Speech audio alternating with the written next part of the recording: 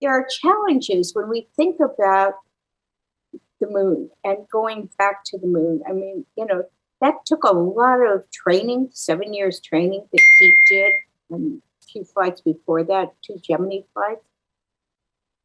And a woman's, they're saying boots on the moon. I think it's going to be a stiletto or a high heel or something very chic. Come on.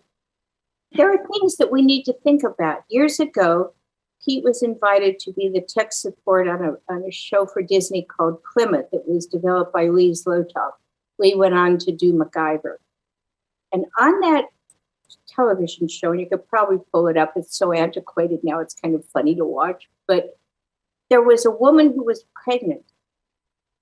Well, giving birth on the moon, you're going to have a fish, right? It's a gravity problem. So one of the big problems that's going to have to be solved on the lunar surface, if we are going to build a lunar outpost or inhabit the moon, is what do we do about gravity?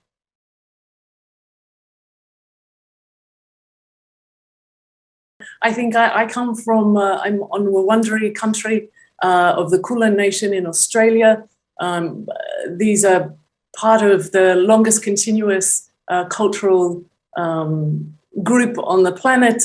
And they have an enormous legacy where cosmology, art, country, and culture combine. I think we can look to the past throughout the ages and see how space and what we see in the stars has been represented in cultural artifacts throughout the ages. So in fact, I wouldn't look at science fiction. I would look at historic work. I would look at cave paintings and see that is symbolic of that transmission of awe and wonder and relationship between us as humans and our relationship or our connection to the world beyond.